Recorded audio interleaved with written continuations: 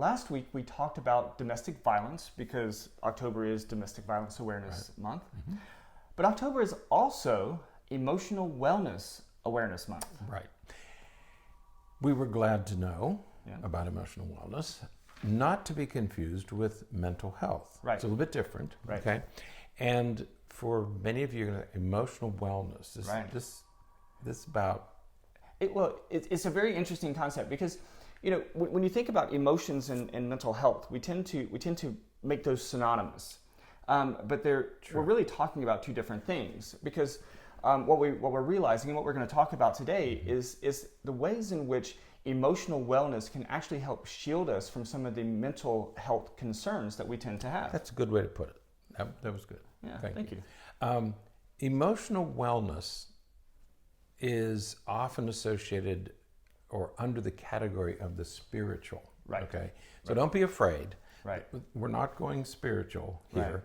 Right. We acknowledge that much of this comes out of the spiritual realm, right. Not necessarily religious. It might be, but more spiritual, like the Dalai Lama and different people who talk about your spiritual well-being as opposed to your mental or physical. Right. So there's mental, physical, spiritual, and much of the wellness work is done in the more spiritual way. Right. Okay.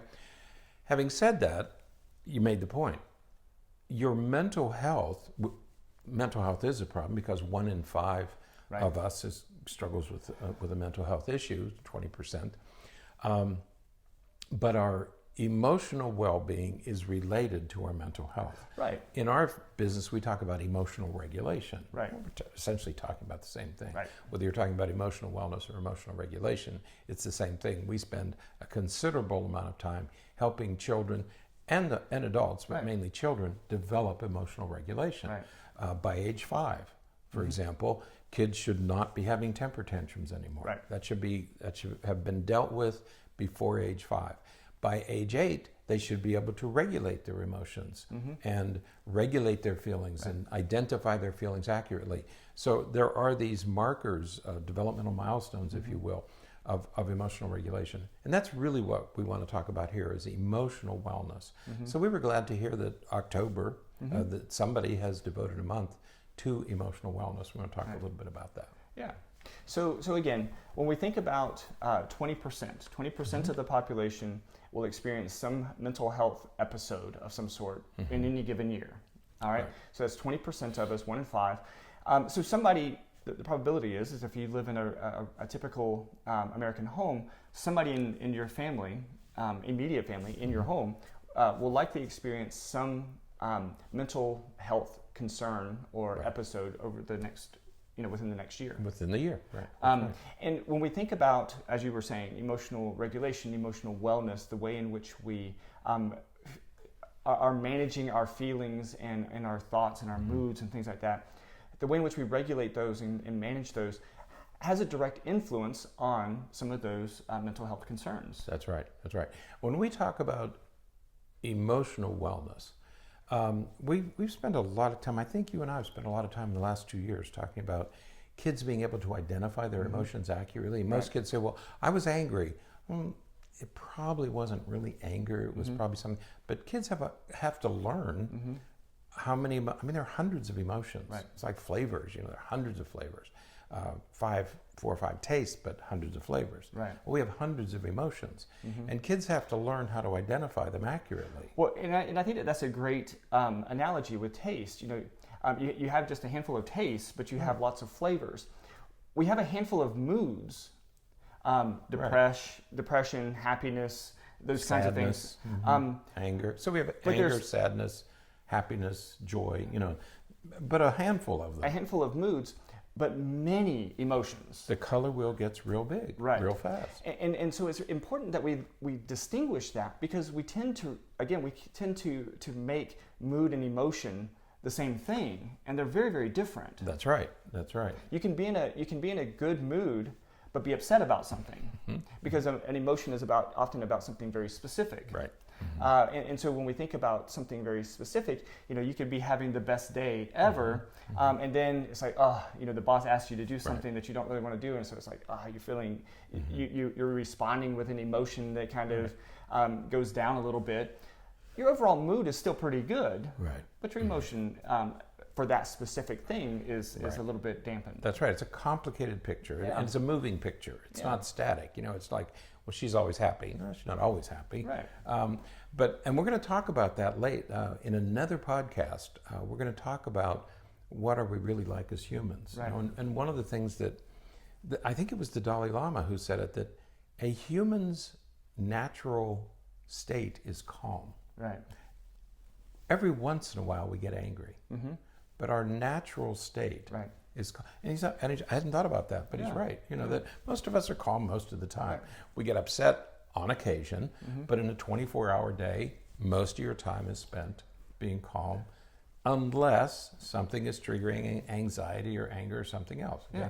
So what emotional wellness is, there's three important words: awareness of your emotion, understanding of your emotions, and acceptance of your emotions. Okay, so once you're aware and you're tuned in to your emotions, and many of us aren't. Right. I mean, we just get angry, but maybe that's not what you're really feeling. Don't really have the insight that's developed well enough to understand. You have to have that self-awareness, and it's taken me a very long time to learn this. I mean, a very long time. That I'm finally beginning to say, this is how I really feel. But it's taken me decades to learn that. So awareness, then to understand your emotions, and then your acceptance to say, I'm really angry, I'm really upset, I'm really anxious. Because the second part of that awareness, understanding, and acceptance is, what can you do something about it? And that's the second large issue, is do you have the ability? And that's not something you're born with. That's something you learn over time, you learn through experience. Do I have the ability to do anything about it? Right, because if we think about, again, previous podcasts, you can do a search on the site and look at any time we've ever talked about behavioral or emotional regulation or the limbic system or anything like that. We know that the way that our brain is, the way that the base parts of our brain, the inner workings of our brain function, is to express emotion. Whatever emotion you're experiencing or having right now, there are very powerful regions of your brain that want you to express that immediately. And it's not until some of the more the cortical regions are well developed that you can inhibit that. And that's why we have 2-year-olds that have temper tantrums over nothing. They'll cry and everything for 30 minutes to an hour over not getting a candy bar. But it's because that limbic system is really firing and wanting you to express those emotions, but the cortex isn't there well enough to regulate it. And I'm glad you brought it up, because one of the absolutely essential things to remember is that the emotional structures of the brain, which sit underneath the thinking parts of the brain, the thinking part of the brain is that wrinkled part. That's where we inhibit our instincts and where we think about stuff. Underneath that are the emotions. The thing to remember is that we have emotions because they keep us alive. If you're angry, if you're anxious, if you're sad, those are life-sustaining factors. Okay. Anger, they just are. The thinking part of the brain is not. That's about thinking and all that. The emotions keep us alive. Okay, so they're absolutely essential that you have emotions, because they provide us with motivation. If you're angry, it motivates you to do something. If you're anxious, it motivates you to do something. Okay, so motivation, survival are all in those emotional structures. So it's absolutely essential that you have these emotions. You shouldn't squash them. They're there for a reason. There are no, and I'm working with a first grade group at one of my schools, working with a little group of first graders on identifying and regulating emotions and just working to help them. Because we're trying to get started early. because of that whole thing with by 8 years old. You want to do it by age 8. Right. But the key, though, is, again, there are no bad emotions. Sadness, we don't like feeling sad, but sad is important sometimes. We don't like feeling angry, but anger is important sometimes. And the key is being able to control it. That's right. But right. also the key is making sure that we're feeling it at the right time. Because there are times when we feel really anxious about something that we should not feel very anxious about at all. But we really don't need to. Right.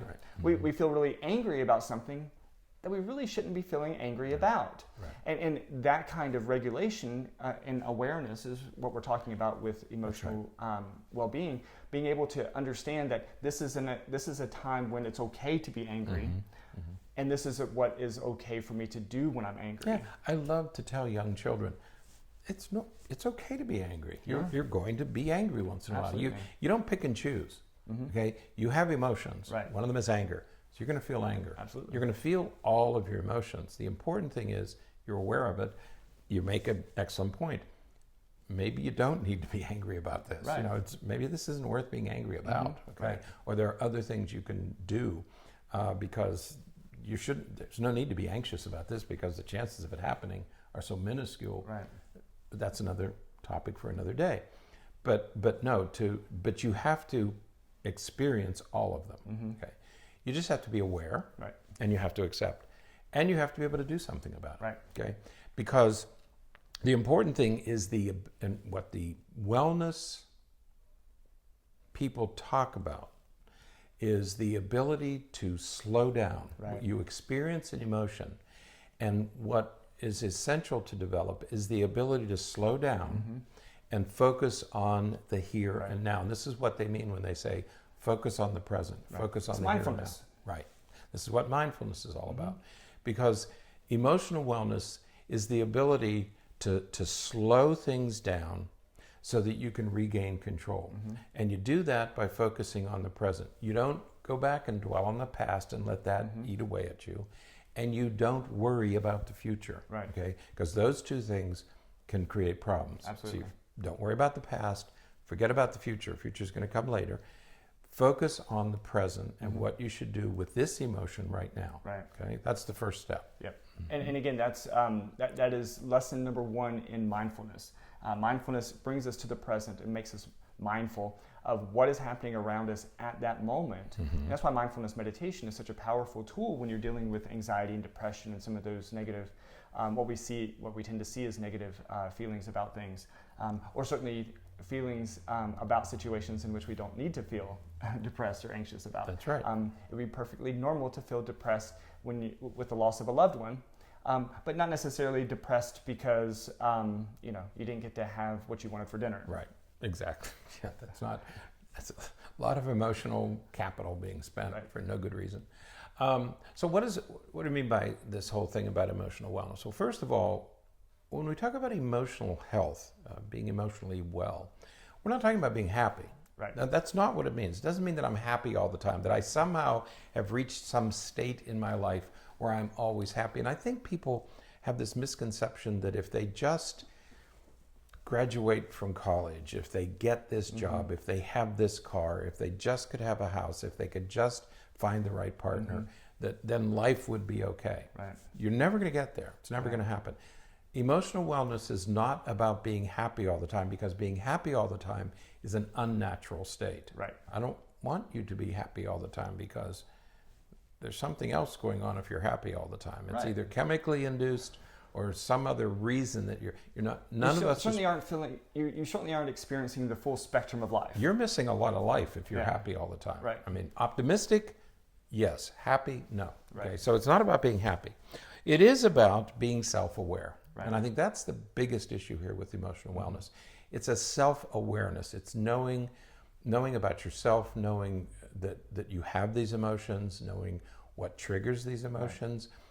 And the third step is knowing how to shift. Right. And that's the important word. So you're not supposed to be happy. You should be self-aware. And third, you should have the ability to shift from where you are to an emotionally healthy place. Right. Okay? Because we all get in those unhealthy places where we're overwhelmed by our emotions. Right. And so the important thing with emotional wellness is you develop the ability to shift from where you are to a better place. Right. Not necessarily a happy place, but a better place. Right. Okay? And it is difficult to do. We all constantly work on those skills, especially the shifting skills, because that's really difficult. We get so stuck in certain emotions that we can't experience a different emotion, or we can't mute it in any way to be able to function the way that we need to function. And so those are skills that we all need to work on. One of the things that, self-confession here, when your children give you a smart response, disrespectful or snippy, I don't know what word you want to use. Typically, I have 4 children. I can't say I raised them. I have 4 children, and they've taught me many things. And when they would do that kind of responding, I used to get angry. The emotion I felt, it felt like anger, and I wanted to react. Okay. Right. As I thought about it and experienced it over 4 children, it suddenly dawned on me that it wasn't anger; it was hurt. Right. That I was feeling that my kids would talk to me that I do so much for you. Why would you talk to me that way? Right. So I was hurt, and once I identified the emotion as hurt, I stopped reacting angrily, and then I could deal with my hurt and explain it to them. It's made a world of difference. You talk with them and interact with them differently. Honey, that hurts. When you don't do it at the moment, you do it later and say, sweetheart, when you made that response, that really stung. That really hurt my feelings. And then we could have a constructive conversation. Yeah. But it wasn't until I identified my emotion accurately that I was able to make progress. Absolutely. Yeah, so those three parts are critical to emotional well-being. That's right. Because in the end, what emotional wellness is how well you handle your problems and your challenges. Yeah. Okay, that's what this is all about. It's not about having the emotion, it's being aware of the emotion, knowing what to do about it, and being able to bring this emotional health to the challenges and problems that you are going to encounter. Right. There might be health problems, financial problems, child rearing problems, educational achievement problems. We don't know what they are, but we know we're going to experience them. And this is why it's so critically connected to our mental health, because when you can't control those things and those emotions get escalated, that's when it leads to mental health concerns. Right. And one of the things that I really like at the end of this article, which is posted in the show notes, one of the things I like about this article is that she advises, she encourages you, ask yourself 6 questions. Right. If you want to know whether you are emotionally healthy, think about these and answer these 6 questions. Right. And the first question is, how do I treat others? Yeah. Okay. Do I treat them with respect? Yeah. Do I treat them with dignity? Do I have people that I get along with? But mainly, not how are they treating me? Yeah. How do I treat others? And that so often is related to how you see the way that others treat you. That's right. And that is a critical piece of insight. If you don't care about other people, it tends to be that you feel as though other people don't care about you. Yeah. What is your emotional response to how other people treat you? Yeah, absolutely. Right? Mm-hmm. So. Yeah. The second one is, are you grateful? Yeah. Mm-hmm. And there's morning self-affirmations, right? I'm thankful that I woke up this morning. I'm thankful that I have water to drink. I'm thankful that I have this. Being grateful and aware of that is important. Yeah, we talk about optimism, So you get up in the morning and your first thing you do is groan. Oh my God. You might say, okay, thanks. I got up. I made it through another night. Okay, I'm ready for it. I get to have another day, you know. You could be grateful for being able to get out of the bed on your own, because there's going to come a time where you can't do that. Yeah. All of us are going to get to a point where we can't get out of bed without assistance. So maybe you get up and say, "Dang, I can get out of bed without assistance. I can jump out of bed and walk across the room." I'm grateful for that. Yeah. Okay. So again, are you grateful? Yeah. Okay. Number 3. Are you happy with who you are? Yeah. You are? Most of the time. Okay. But that too takes work. Right. You have to, and it's not. I think happy with who you are is a little bit different than satisfied with where you are. Or so happy that you're narcissistic. Right, that's true. We don't want you to. We don't want to create any narcissists. We don't have narcissists right. running around the country right now. But we certainly, there are times when we aren't pleased with where we're working or necessarily a relationship that we're in or something like that.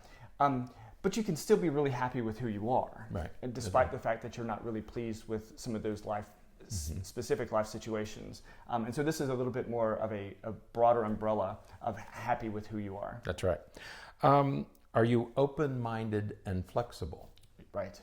One of the Psy-5, one of the big 5 personality traits is openness.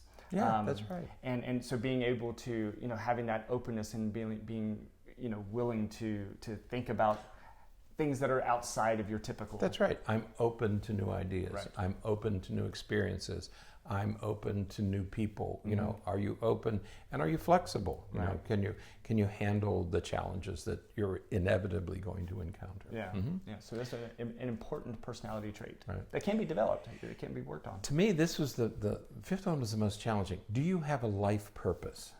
And that was that one caused me to pause because do I really have a life? Well, to raise children, I don't know. Yeah. I don't know we what can talk about those fundamental evolutionary purposes of. Wow, I had a hard time with that one. Well, I think everyone is going to define it differently. Certainly one life purpose is to help others, and I know that we're in the profession that we're in because one of our life purposes is to help others be the best that they can be. I get. And so otherwise we wouldn't be doing this. Okay. And so it can be a very fundamental thing. It can be a very fundamental thing of my purpose is to raise healthy children and so that they become healthy adults. Or it can be more sort of a bit broader that my purpose here is to help the human race become more advanced and better people. But you can see how important this is in the education and training of children. Right. Is that what do you want to do when you grow up? Yeah. What do you want to be when you grow up? Right. And maybe we ought to spend more time helping kids define who they are, being aware of who they are, and what your purpose is going to be. But to do it in a more specific way, like, I want to be a millionaire. I want to be wealthy. That's not a bad thing. Right. Okay. If you do it in the right way. Well, at least you have a purpose. Right. And if you're doing it without hurting others, if you're doing it honestly, if you're doing it ethically, there's nothing wrong with being wealthy. Right. There's something wrong with how'd you get there, maybe. And just as you said it, something struck me that would be an interesting adjustment to that question of what do you want to be when you grow up versus who do you want to be when you grow up? And that gets at this emotional wellness piece of what type of person do you want to be when you grow up? There was an activity done one time in a course that I taught. It wasn't my idea. The professor asked the students to write their obituary. Right.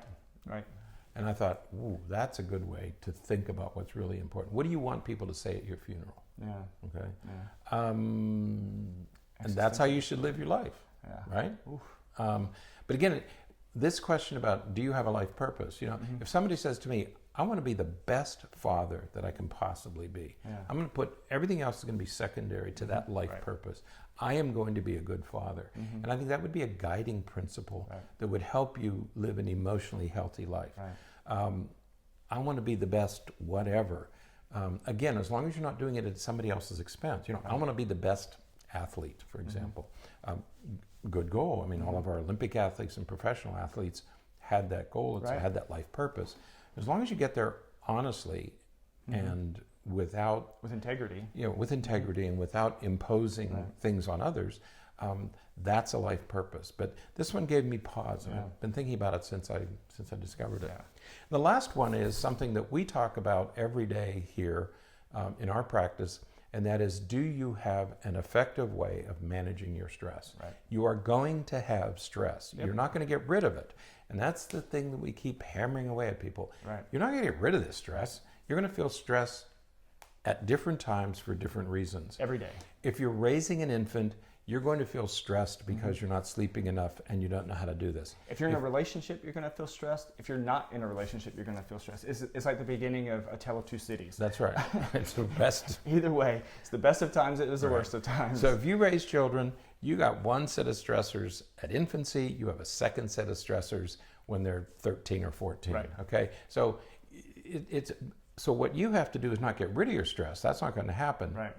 What you have to do is, do you have a way of managing your stress? Right. Okay. And if you don't have an effective way of managing your stress, that would be one of the places where you may want to start toward a more emotionally healthy life. Right. And we've talked about stress management many times on the podcast, given lots of different examples. So check out the archives a little bit, and you can find some of the different podcasts that we talked about, as well as other resources where you can read about and learn different strategies to approach that.